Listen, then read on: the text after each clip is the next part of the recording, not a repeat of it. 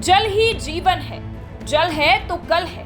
ऐसी बहुत सारी लाइनें अपने भारत के अंदर दीवारों या फिर तमाम कार्यालयों के बाहर लिखी देखी होगी, लेकिन इसका महत्व असल में आज ईरान को समझ में आ रहा है, क्योंकि जल की कमी की वजह से ईरान की राजधानी तेहरान का कल अधर में लटक चुका है।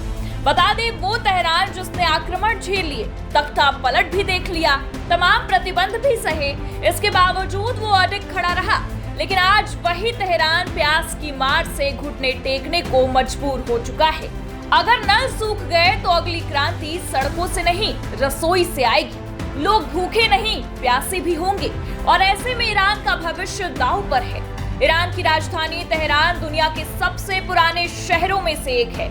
यहाँ 1 करोड़ से ज्यादा लोग रहते हैं, लेकिन आज ये शहर पानी की सबसे बड़ी मुसीबत से जूझ रहा है। सरकार कह रही है कि अगर बारिश ना हुई तो पानी का राशनिंग शुरू से हो जाएगा। आलम यह है कि अगर दिसंबर तक सूखा बना रहा तो तेहरान को खाली भी कराना पड़ सकता है। बता दें कि तेहरान में पानी खत्म होने की कगार पर है। अमीर कबीर बांध का जलाशय पिछले साल के मुकाबले सिर्फ छठा हिस्सा बचा हुआ है। देश के आधे से ज्यादा प्रांतों में महीनों से बारिश नहीं हुई है, जिसको देखते हुए सरकार रात में नल बंद करने की योजना भी बना रही है ताकि जलाशय भर सके, लेकिन असल में बांध सूख चुके हैं। आला अधिकारियों की माने तो 2 हफ्तों में पीने का पानी भी खत्म हो सकता है। पानी की समस्या को लेकर राष्ट्रपति मसूद पेजेश्कियन ने भी चेतावनी दी कि अगर नवंबर के आखिर तक बारिश न हुई तो पानी बांटना पड़ेगा, और अगर दिसंबर तक सूखा रहा तो तेहरान भी छोड़ना पड़ेगा।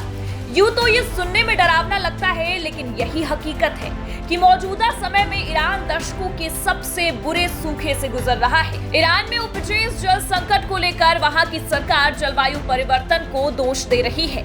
ईरान की अगर बात करें तो वहां गर्मी की लहरें आ रही हैं, जिससे तापमान 50 डिग्री से ऊपर चढ़ जाता है और बारिश की कमी हो रही है। बता दें कि ईरान की राजधानी तेहरान क्षेत्र में 100% वर्षा की कमी हो चुकी है। इसको लोग एक प्राकृतिक समस्या मान रहे हैं, लेकिन ये सिर्फ आधा सच है। असली समस्या इंसान ने बनाई है। लोगों को दशकों की गलतियां भुगतनी पड़ रही हैं। ईरान में उपजे इस जल संकट के कई कारण हैं। ईरान में 90% से ज्यादा पानी खेती पर खर्च होती है। किसान ज्यादा पानी वाली फसलें उगाते हैं, जैसे चावल और गेहूं। नदियां सूख रही हैं। ईरान ने लगातार तेल के कुएं खोदे, भूजल को इतना निकाला कि अब यही रिचार्ज नहीं हो पा रहा है। शहरों में तेजी से इमारतें बनी, आबादी बढ़ी, लेकिन पानी की योजना नहीं बन पाई। सरकार ने सालों तक समस्या को नजरअंदाज किया, बांध बनाए, लेकिन बिना सोचे समझे। जलवायु परिवर्तन को गंभीरता से नहीं लिया गया। कृषि और बुनियादी ढांचे की गलत नीतियां बनी। यहाँ तक कि पानी को लेकर अब तक कोई बड़ा प्लान भी नहीं है, जिसको लेकर विशेषज्ञों का भी ये मानना है कि आत्मघाती प्रबंधन है। ये कारण मिलकर एक बड़ा तूफान लाए हैं। सच तो ये भी है कि जलवायु परिवर्तन ने आग जरूर लगाई, लेकिन उसमें ईंधन डालने का काम किया इंसानी गलतियों ने। पानी की समस्या को लेकर ईरान सरकार हताश है। राहत के लिए वो पड़ोसी देशों अफगानिस्तान, तजाकिस्तान, उज्बेकिस्तान से पानी मांग रहा है। हालांकि ये कोई कूटनीति नहीं, बल्कि मजबूरी है। पानी की समस्या से उबरने के लिए सरकार तैयारियां कर रही है। तेहरान में रात के समय नल बंद रहेंगे।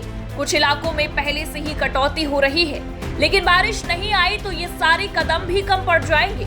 ईरान में जल संरक्षण को लेकर तमाम रणनीतियां बनाने की बात तो बाद में आएगी, लेकिन अगर दिसंबर तक बादल नहीं आए तो तेहरान की कहानी महज एक इतिहास बनकर ही रह जाएगी।